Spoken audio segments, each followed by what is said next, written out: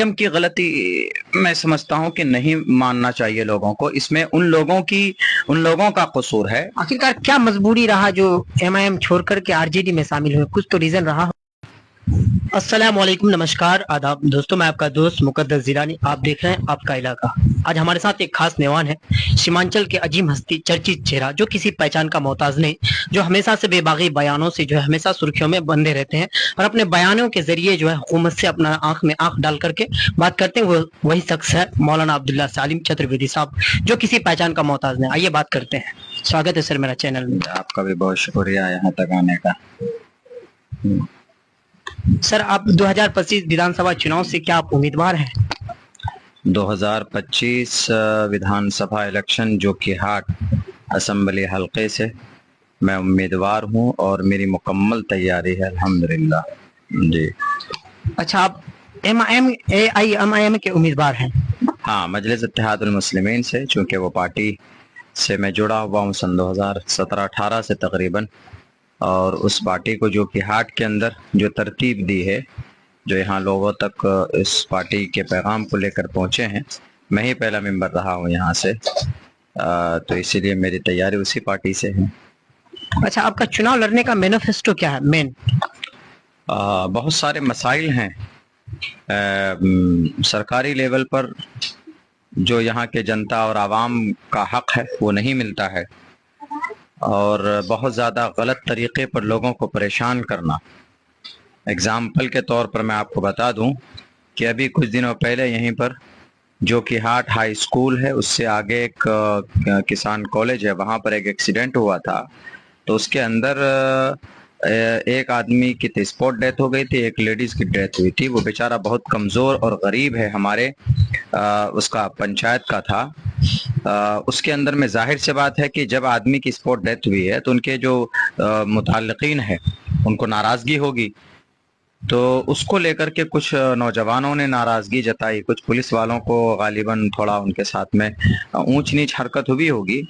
लेकिन उसके बाद देखिए यहाँ के पुलिस वालों ने उनकी गुंडागर्दी देखिए कि उन्होंने देख देख कर चुन चुन कर ऐसे ऐसे लोगों का नाम दर्ज कराया है, एफआईआर कराया उनके ऊपर में। 17-18 लड़कों के ऊपर में एफआईआर किया है, और अब वो लोग परेशान हैं। और उनके अब उनसे कह रहा है कि नाम हटाने का 1-1, 2-2 लाख रुपए लूंगा। तो ये गुंडागर्दी नहीं तो क्या है? और यहाँ के जो विधायक लोग बैठे हुए हैं, ये मुंह में दही जमा के बैठे हुए हैं।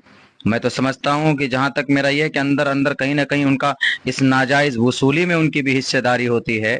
वरना एक एक तो आदमी मरा है, गुस्से में अगर उन्होंने कुछ उल्टी सीधी हरकत की है तो जिसने हरकत की उसको सजा दीजिए आप। जाहिर सी बात है कि एक आदमी की जिंदगी चली गई है, दो आदमी की मौत हो गई है, और फिर आप उनको अलग से, वो लोग जो देखने के लिए आए थे उनकी भी तस्वीर देख करके उनका नाम दे दिया गया, और अभी लूट खसोट कर रहे हैं 17-17 नौजवानों सर, को। सब कोई जो है जनसभा करते हैं, किसी न किसी पार्टी से जो चुनाव लड़ते हैं, सबका एक ही ऐलान रहता है कि मैं अगर इलेक्शन लड़ रहा हूं तो मेरा मकसद होगा कि मैं यहाँ का जो है करप्शन है इसको खत्म करूंगा। लेकिन आप कहने की करप्शन खत्म होती नहीं है। आखिरकार ये करप्शन कैसे खत्म होगी? नहीं, वही तो मैं कह रहा हूँ ना। तो अब यहाँ पर आवाम, अब वही मेरी बात वो पूरी नहीं हुई। मैं ये कह रहा हूँ कि ये जो 17-18 लोगों के नाम पर एफआईआर हुआ और 1-1, 2-2 लाख रुपए ले रहे हैं नाम कटाने के, नाम काटने के, तो ये तो नाजायज वसूली है, ये गुंडागर्दी है। तो इन सब चीजों को कौन खत्म कर सकता है? एक विधायक खत्म कर सकता है। हर कोई लड़ता, हर कोई दावा करता है, लेकिन यह है कि हर कोई नेता होता। मैं नेता नहीं हूं, मैं कौम का खादिम हूं। मैं जो कि हाट के अंदर में, मैं कोई बहुत बड़ा नेता नहीं हूं और नेता बनना भी नहीं चाहता, बल्कि मेरी ये ख्वाहिश रही है, मेरा तो तालीमी फील्ड है, तालीमी मैदान में काम कर रहा हूँ। समाज को तालीम के जरिए से सुधारा जा सकता है, लेकिन एक बहुत बड़ा फील्ड सियासत का है। आप तालीम के मैदान में है, लेकिन जो ब्लॉक के अंदर करप्शन है, जो सीओ गड़बड़ी करता है मोटेशन कराने के अंदर में, जो हॉस्पिटल के अंदर में दवाइयां नहीं है, जरूरत की चीजें नहीं है, उन तमाम चीजों पर मैं वो उनके करप्शन को खत्म नहीं कर सकता जब तक कि मैं वहां पर नहीं पहुंचूंगा, उस जगह तक नहीं पहुंचूंगा जो जिनके अंदर ये सारी चीजें आती है। तो इसीलिए मेरी ये कोशिश है कि मैं इन सब जगहों पर, इन सब जगह की सारी जो गलत व्यवस्था है, नाजायज वसूली है और लोगों का हक मारा जाता है, इंदिरा आवास में पैसे लिए जाते हैं, ये सारी चीजें मैं खत्म करूं। इस फील्ड से तो नहीं हो सकता ना, इसीलिए सियासत में आने की मैं जरूरत है। मतलब एक सिस्टम का हिस्सा बनना है। बिल्कुल, सिस्टम का हिस्सा बन के ही हम इसको सुधार सकते हैं। आपने जो बोला कि हर नेता ऐसा करता है, यही तो वो कहते हैं। नेता होता है। मैं नेता नहीं हूं, मैं कौम का, समाज का एक खादिम हूं। और जहां जब जरूरत पड़ती है मैंने आवाज उठाई है, और जहां तक हो सका है मैंने लोगों की खिदमत की है। तो मैं नेता तो नहीं हूं इसीलिए, और एक मैं उससे पहले मैं कोई भी गलत वादा नहीं कर रहा हूं, क्योंकि मैं एक वारिस अंबिया हूं, एक तालिबे इल्म हूं। मैं कुरान और हदीस मेरे सीने के अंदर है, तो हम कभी भी गलत वादा और झूठ हम नहीं बोल सकते, नहीं गलत वादा कर सकते लोगों से। अगर मुझे मौका दिया गया, मैंने कई मरतबा कहा है कि अगर मुझे मौका मिला जो कि हाट के अंदर, और मैं कामयाब हुआ, यहाँ के लोगों ने मुझे कामयाब किया अल्लाह के फजल से, तो मैं जो कि हाट के अंदर में वो काम करूंगा, वो जो अभी तक जो कि हाट में होना था नहीं हो पाया अभी तक, तो वो जगह ये सारी चीजें मैं करके इंशाल्लाह दिखाऊंगा। अच्छा, एक सवाल और है सर, सीमांचल क्षेत्र में जो है टिकट का मामला को लेकर के जो है खरीद बिक्री का बात चल रहा है, ये कहाँ तक सही है? देखिए, ऐसा होता है, ये सब बातें मेरे जहन में, मेरे पास अभी तक पहुंची नहीं है इस तरह की बातें। और फिर इलेक्शन है, इलेक्शन के मौके पर पैसा खर्चा होता है। जाहिर सी बात है कि बड़ी बड़ी पार्टियां हैं। क्या इलेक्शन में आने के लिए पैसा का होना जरूरी है? इलेक्शन में आने के लिए पैसे का होना बिल्कुल जरूरी नहीं है। समाज को बदलने के लिए पैसे का होना जरूरी नहीं, अवामी हिमायत सबसे ज्यादा जरूरी है। रही बात यह है कि जो जरूरतें हैं, मिसाल के तौर पर आप गाड़ी लेके कहीं जाएंगे, कहीं कोई प्रोग्राम करेंगे, वहां पर संसाधन है, उसका बंदोबस्त करना पड़ेगा, तो उसके लिए कुछ जरूरत के पैसे जरूरतें होती हैं। तो जरूरत के लिए वो पैसे तो खैर कंपलसरी है, लेकिन ये है कि बहुत ज्यादा पैसा होना, मैं समझता हूं कि वो ज्यादा जरूरी नहीं है, उसकी जरूरत भी नहीं है। नहीं, बहुत सारे लोग कहते हैं कि अगर आपके पास पैसा है तभी आपको टिकट दिया जाता है, या टिकट मिलने का चांस रहता है, ऐसा कोई आपके माइंड में ऐसा कोई सवाल? अगर ऐसा मेरे ख्याल से कुछ लोग सोचते हैं, तो मेरे नजरिए से, मेरा नजरिया यह है कि देखिए, अगर आपको इलाके को सुधारना है तो आपको अच्छा नेता को लाना होगा, और अच्छा नेता बनने के लिए, अच्छा आदमी को मैदान में लाने के लिए, अगर कोई वो गरीब घर का बच्चा भी आना चाहता है तो उसको सपोर्ट होना चाहिए। ये नहीं कि उसके पास करोड़ों रुपए है कि नहीं है, वो 10 साल से 15 साल से मुखिया है कि नहीं है, वो 4-5 गनर को लेके चल रहा है कि नहीं चल रहा है। ये सारी चीजें मैं बिल्कुल गलत समझता हूँ। इन सब चीजों का कोई वजूद नहीं है, नहीं होना भी नहीं चाहिए। अगर वो मिसाल के तौर पर कोई इलेक्शन में करोड़ों रुपए खर्चा करेगा, तो वो फिर करोड़ों रुपए कमाएगा भी, तो फिर इन्हीं जगहों से करप्शन करके वो कमाता है, इन्हीं सब जगहों से आता है।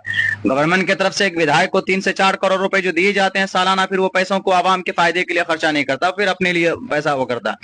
मैं समझता हूं कि हालात को बदलने के लिए और कौम के, समाज की सेवा करने के लिए बहुत ज्यादा पैसे की जरूरत नहीं है। अच्छा, आपने AIMIM का टिकट से दावा किया है, क्या इसके अलावा और आपको दूसरा पार्टी नहीं दिखा, या फिर खाली MIM? क्या MIM क्या मुसलमानों का सिर्फ पार्टी है? देखिए, MIM के पार्टियां बहुत सारी है, लेकिन असल पिछले 70-75 साल से जिन पार्टियों को हमारे आबा अजदाद ने, हम सब ने मिल करके जिताया, काम किया उनके साथ में, लेकिन यह है कि उन पार्टियों ने सच पूछिए तो हक मिल दिया नहीं, खुसूसन मजलूम मुसलमानों को भारत के अंदर और खुसूसन सीमांचल के अंदर। तो इसीलिए एक आवाज़ आई मजलिस इत्तेहादुल मुस्लिमीन के प्लेटफॉर्म से, तो हम सब ने सोचा कि भाई ये विकल्प है। अब तक तो नहीं था, अब तक तो ये था कि उसको जिताओ उसको हराओ, लेकिन जब इस प्लेटफॉर्म पर आया तो सोचा कि नहीं, हम जीत भी सकते हैं। और उसका जीता जागता मिसाल आपने पिछले मर्तबा देखा कि 5-5 विधायक जीते, तो जो और दूसरी पार्टियां हैं बिहार के अंदर, सेकुलर पार्टियां हैं, वो बेहोश होने लगे, चिंता होने लगी, जिसकी वजह से उन्होंने 4 विधायक को तोड़ा। नहीं, इस बार सर जो MIM से लोगों का विश्वास उठ चुका है, क्योंकि MIM से जीतते हैं और RJD में शामिल होते हैं। तो इसमें MIM की गलती मैं समझता हूं कि नहीं मानना चाहिए लोगों को, इसमें उन लोगों का कसूर है। आखिरकार क्या मजबूरी रहा जो MIM छोड़ करके RJD में शामिल हुए? कुछ तो रीजन रहा होगा। मेरे ख्याल से ये बातें तो वही, इस सवाल का जवाब तो वही लोग देंगे जो लोग गए हैं। उनको क्या मजबूरी रही होगी, क्या दिक्कत रही होगी उनको, कि जिस पार्टी के टिकट पे इलेक्शन लड़े, जीते, वो असेंबली में पहुंचे, और उसी पार्टी को उनकी मुद्दत मियाद पूरी किए बगैर वक्त से पहले पहले आप चले गए, तो ये तो बेवफाई है, ये तो लोगों के साथ नाइंसाफी है। क्योंकि लोगों ने एक उम्मीद के साथ में MIM को देखकर वोट किया था नहीं, इस उनको। बात में लोगों का माइंड में यही सवाल चल रहा है, फिर मैं एमआईएम को देख करके वोट करूं, फिर वो आरजेडी में जाके शामिल हो जाए। कहीं इस तरह से मतलब लोगों का एक मेंटेलिटी बन चुका है। जहां तक मैं समझता हूं, मेरा मानना है कि अब इस बार ऐसे कैंडिडेट को टिकट ही नहीं मिलेगा पार्टी से, क्योंकि पार्टी भी अब जान गई है ना कि पिछले बार तो चलो भाई जो भी आया, चूंकि पार्टी कमजोर थी, अच्छा बड़ा नेता आ रहा है किसी दल से, MIM में आ गए तो वो तो अच्छा समझ रहे कि चलो भाई हमारी पार्टी मजबूत हो रही है। कोई भी है मजबूत कमजोर अगर जमात है तो कुछ अच्छे लोग अगर आए तो वो समझते हैं कि चलो भाई हमारी मजबूती होगी। पार्टी ने उनको सोचा कि अच्छा आ रहा, हमारी पार्टी मजबूत होगी, तो समझ करके उनको दिया टिकट। अगर उन लिखा होता पहले बोल देते कि हम जीतने के बाद भाग जाएंगे तो किसी भी कीमत में नहीं देते। लेकिन यह है कि जब इस तरह का धोखा जब हो चुका है, तो अब इस बार मेरा मानना है कि फिर आप ऐसे लोगों को हमें इस पार्टी में टिकट देना ही नहीं चाहिए कि जो अगर जीत लें तो वो अगले दिन जाकर के दल बदल लें। इस तरह पता कैसे चलेगा कि विश्वास कैसे करेगा, पता नहीं ना चलता है। उन लोग को टिकट जब दिया था तो ऐसा पता नहीं था कि आरजेडी में जाके शामिल हो जाएंगे। ये खबर होती तो टिकट नहीं दिया होता शायद उन लोगों को। खबर हो जाती है। मेरा जहां तक समझना यह है कि ऐसे लोग हैं ना, वो आते हैं और खुद दिख जाता है लोगों के सामने में कि जो काम अगर करता है तो वो अपने लिए काम करता है। वो अगर कहीं लोगों के बीच में जा रहा है तो वो अपना प्रचार करता है, अपनी आइडियोलॉजी को, वो पार्टी की आइडियोलॉजी को नहीं लोगों के सामने रखता है। तो ऐसा बिल्कुल समझिए कि सूरज की रोशनी की तरह आया है आज जितने भी लोग हैं, और फिर वह इन वक्त में आते हैं पार्टी में कि चलो भाई अब कोई किसी तरफ से नहीं है तो MIM में घुसो। MIM में कुछ लोग 2 महीना पहले आते हैं, कोई लोग 1 महीना पहले आते हैं, कोई आदमी बिल्कुल करीब में आएगा। तो वह सब हमें समझना होगा कि वह सब यकीनन टिकट लेने के लिए आ रहे हैं। तो ऐसे लोगों को क्या एमआईएम सिर्फ टिकट देने के लिए पार्टी बना है? देखिए, MIM जाहिर सी बात है कि भाई जब सियासी पार्टी है तो जब वक्त आएगा तो टिकट बांटेगा तब ना इलेक्शन लड़ेगा। नहीं, कोई भी देखते हैं कि आते हैं वो टिकट का ही दावेदारी करते हैं, 1 महीना पहले जुड़ते हैं, वो टिकट को ही मांग करते हैं, ऐसा क्यों? देखिए, ऐसा होता है, वो हर पार्टी के अंदर है, सिर्फ MIM में नहीं है। बहुत सारी पार्टियां हैं कि उसके अंदर में आप देखेंगे कि 2-2, 3-3, 4-4 दावेदार होते हैं। तो ये ऐसा कोई मसला नहीं है। सियासी पार्टी में ऐसे लोग होते हैं और हर किसी की ख्वाहिश होती है कि वो पार्टी के बैनर तले, उनके प्लेटफॉर्म से इलेक्शन लड़े और विधायक बने। हर आदमी की ख्वाहिश होती है। तो इस तरह की कोई बात नहीं है कि सिर्फ MIM में, और भी पार्टियों में है। अच्छा, आप अपना मैनिफेस्टो नहीं बताए, खाली करप्शन खत्म करेंगे और इसके अलावा जो विकास के नाम पर जो हमारे क्षेत्र में चलता है कि विकास करूंगा, रोजगार दूंगा, लेकिन हमारे सीमांचल क्षेत्र में जो है सबसे ज्यादा जो है प्रोटेस्ट होता है वो विकास को लेकर के। मैंने आपको शॉर्टकट इस सवाल का जवाब ये दे देता हूं मैं आपको कि जो विधायक के अंडर में जो जो काम होगा, जो जो फंड्स होंगे, जो जो वो कर सकता है, मैं वो तमाम काम पूरी ईमानदारी के साथ करूंगा।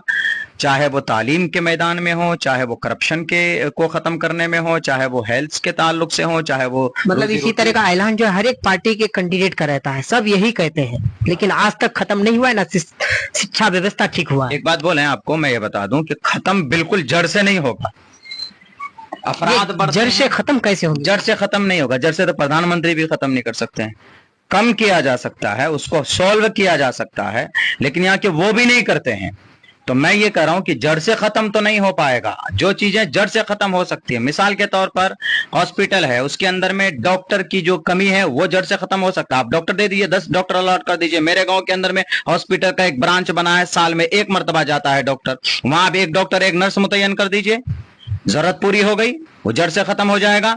हॉस्पिटल के अंदर में वेंटिलेटर नहीं है और एक्सरे मशीन नहीं है, दवाइयां नहीं है, वक्त पे डॉक्टर नहीं मिलता है। ये सारी चीजें आप खत्म कर सकते हैं, आपके एक इशारे पे हो सकता है, एक विधायक कर सकता है। और अगर जैसे अभी करप्शन हुआ है, 17 नौजवानों पर FIR हुआ है, 1-1 लाख रुपए लेकर उनका नाम काटा जा रहा है, ये इसको जड़ से खत्म किया जा सकता है। केवला मोटेशन के अंदर में जो 10-10, 15-15, 20-20 हजार रुपए लिया जा रहा है, इसको खत्म किया जा सकता है। ये सारी चीजें, कुछ चीजें ऐसी है जिसको जड़ से खत्म किया जा सकता है। कुछ चीजें ऐसी होती है जैसे बेरोजगारी है, बेरोजगारी बहुत बड़ी तादाद के अंदर है, उसको यहां करने के लिए वहां बहुत सारे इंडस्ट्री और कंपनी यहां पर सेटअप करना पड़ेगा, तो उसमें टाइम लगेगा, लंबा टाइम लगेगा। अगर वो 10, 15, 20 अगर फैक्ट्री लगा भी दी जाए तब भी बेरोजगारी खत्म नहीं होगी, कम हो जाएगी उसके अंदर में। तो ये सारी चीजें हैं कि ये हम बस इतना कहते हैं कि जो उस प्लेटफॉर्म से किया जा सकता है वो मैं करूंगा इंशाल्लाह। और अगर मुझे मौका दिया तो आपके पास तो वीडियो रिकॉर्ड रहेगा, 5 साल के बाद आप पूछ लीजिएगा कि मौलाना क्या हुआ। अभी सड़कें ठीक नहीं है, अभी तो आप इधर हाईवे से आए हैं, लेकिन जहां अभी हाईवे के अंदर में जहां जो होना था ये यहाँ पर अभी जो कम से कम महीने में 2-3 एक्सीडेंट हो जाता, लोग मर जाते हैं। यहाँ पर मैं ओवर ब्रिज बनना था, ओवर ब्रिज नहीं बनाया गया, साजिशन उसको खत्म किया गया। बल्कि ओवर ब्रिज बनता तो एक्सीडेंट नहीं होता। ये भी एक करप्शन का एक वो है जनाब। देखिए ब्लॉक के अंदर में वहां काम हो गया, ठेकेदार साहब ने करा दिया, थाने में ठेकेदार साहब ने करा दिया। यानी जो लोग आवाज उठा सकते थे, जो लोग ये कि ओवरब्रिज बनाने में अच्छा खासा पैसा लगता है, तो इसीलिए उनके मुंह में जाकर के कुछ ना कुछ लॉलीपॉप दे दिया, चूसते रहो और फिर हम अपने हिसाब से रोड बना के चले जाएंगे। तो ये सारी चीजें हैं, ये सब खत्म की जा सकती हैं। तो मेरा तो मानना यही है, बस मेरा मैनिफेस्टो ये है कि अगर मुझे जिताया तो इस प्लेटफॉर्म से, मेरी जात से, बल्कि एक विधायक की जात से, मैं तो मेरी कोई हैसियत नहीं है, एक एमएलए जो कर सकता है वो सब इंशाल्लाह मुकम्मल करेंगे। यानी कि अगर आप AIMIM से चुनाव भी लड़ते हैं और जीत भी जाते हैं, आपको अगर 1 मिनट का समय दिया जाए तो सबसे पहला काम आपका क्या होगा? सबसे पहला काम आप 1 मिनट क्या बल्कि 5 साल का वक्त होगा। हम बैठेंगे आवाम के बीच और जो भी आवाम के मसाइल हैं, मतलब मसला है, हाँ, जो भी मसाइल हैं उन सब पे उसी दिन से, उसी वक्त से हमारा काम शुरू हो जाएगा। काम शुरू होगा। अच्छा सर, आप 2020 में भी चुनाव लड़ रहे थे, मतलब आदमी का कहना था कि हाँ मौलाना लड़ रहे हैं इलेक्शन, लेकिन नहीं लड़े। ये आप सेक्रीफाइस किए या फिर आपका कुर्बानी कहा जाए इसमें? पार्टी का अचानक फैसला ये हो गया, तैयारी मेरी ही थी, मैं ही तैयार था। पार्टी का अचानक फैसला ये हो गया कि फलां साहब आ रहे हैं, तो वो चूंकि सिटिंग कैंडिडेट थे और मेरा तो पॉलिटिकल कोई बैकग्राउंड है नहीं, तालीमी हमारा घराना है, मैं एक एजुकेशनिस्ट के तौर पर काम कर रहा हूँ। आज भी आप जहाँ बैठे हैं ये हमारा तालीमी इदारा का ऑफिस है, मेरे स्कूल का ऑफिस है। तो मैं ये कह रहा हूँ कि उस वक्त में मैं मुकम्मल मेरी तैयारी थी, तो एक पॉलिटिकल बैकग्राउंड से एक सिटिंग कैंडिडेट थे, वो आ रहे थे। मतलब ऐसा देखा जाता है कि आपका विरासत में होना चाहिए, कोई इलेक्शन आपके दादा परदादा लड़े हैं तब आप लड़िए? ये जरूरी नहीं है, सेल्फ मेड नेता होता है। सेक्रीफाइस कर दिए शायद 2020 में। हाँ वही कह रहा हूँ, सेल्फ मेड नेता होता है। यहाँ पर अभी तो सेल्फ मेड नेता को 2 ही 3 है। मरहूम तस्नीफ साहब थे, सेल्फ मेड नेता थे, उन्होंने अपने आप को शुरू से बनाया था। अभी जो उनके बेटे हैं वो सब सेल्फ मेड न है, वो तो बाप की विरासत में उन लोगों को नेतागिरी मिली है। बहुत से लोग, जो लोग सेल्फ मेड नेता होते हैं वो समाज के और इलाके के मसाइल को हल नहीं करते हैं। रही बात यह कि सियासी बैकग्राउंड होना जरूरी नहीं है, बल्कि कोई आदमी ईमानदार है, करना चाहता है, उसको मौका दिया जाए। 5 साल के लोगों को चुनना चाहिए, अगर अच्छा कर रहा है तो रहिए, नहीं तो नेता बदल दीजिए, मेरा तो ये कहना है। अच्छा, कहीं इस तरह का भी फैसला इस बार रहा तो क्या आप चुनाव नहीं लड़ेंगे फिर? इस तरह का फैसला अभी हुआ नहीं है, जब होगा तो उस वक्त देखेंगे, उस वक्त फैसला लेंगे जब होगा। बाकी अभी तो मेरी मुकम्मल तैयारी मजलिस के प्लेटफॉर्म से है कि मजलिस से हमें लड़ना है। और हमें उम्मीद भी है, क्योंकि पिछले 8 साल से हमने इस पार्टी के लिए मेहनत की है। पिछले बार भी हमें कहा गया कि आपको सपोर्ट करना है, तो हमने दिलो जान से सपोर्ट भी किया, बल्कि मेहनत की पार्टी के लिए हमने पार्टी को कामयाब किया। विधायक को कामयाब नहीं किया हमने, पार्टी को हमने कामयाब किया। तो इसलिए मुझे कभी उम्मीद है कि जो कि हाट के अंदर हमारी पार्टी जीते, और जीत जहां तक मैं समझता हूं, मुझे अपनी जात पर भरोसा है, यहाँ के माहौल को, यहाँ के लोगों का मुतालबा भी है कि मौलाना आप आएंगे तो ये सीट इंशाल्लाह निकल जाएगी। तो इसलिए आवाम की ख्वाहिश के मुताबिक मेरी भी ख्वाहिश है कि भाई मुझे मौका दिया जाए। चलिए, एक लास्ट सवाल है सर, आप मेरे चैनल के माध्यम से सीमांचल सहित अपने विधानसभा वासियों को क्या पैगाम देना चाहते हैं, क्या मैसेज देना चाहते हैं? बस मैं यही कहूंगा, जो हमारे सीमांचल खुसूसन जो कि हाट के लोगों के दिमाग में ये बात बैठी हुई है कि भाई ऐसा है कि बस फलां नेता खूंटा है, फलां नेता ऐसा है। कोई किसी का खूंटा नहीं होता। आपके घर में बीमारी आती तो कोई नहीं जाता, आपके घर में परेशानी आती तो कोई नहीं जाता, आप खुद फेस करते हैं। इसीलिए अगर चाहते हैं कि आपका हक आपको मिले बड़े आसानी के साथ में हर जगह पर, तो आप सिर्फ 5 साल में नेता बदल दीजिए जो कि हाट के लोग हो। अगर ये नेता झुककर आपका पैर न छुए तो आप बता दीजिएगा आप हमको, क्योंकि आपने देखा है कि आजकल नेता सब गली गली माइक लेके घूम रहे हैं। उसकी वजह यह है कि पिछले 8 साल के अंदर तब्दीली आई है, लोगों के दिलों में आवाम का डर पैदा हुआ है, क्योंकि MIM का कैंडिडेट जीता था पहली बार, सालों के बाद में यहाँ तब्दीली आई थी। तो इसीलिए जब तक नेता नहीं बदलिएगा तो आपकी कदर नहीं होगी, आपका एहतराम नहीं होगा। नेता बदलिए, तरक्की होगी, बस मेरा ये कहना। चलिए दोस्तों, 2025 विधानसभा चुनाव को लेकर के मौलाना अब्दुल्ला सलीम चतुर्वेदी साहब के बारे में आप क्या कहना चाहते हैं, अपना कमेंट में जो है राय जरूर बताएं। अगर आपको वीडियो अच्छा लगे तो ज्यादा से ज्यादा शेयर करें। जय हिंद, जय भारत।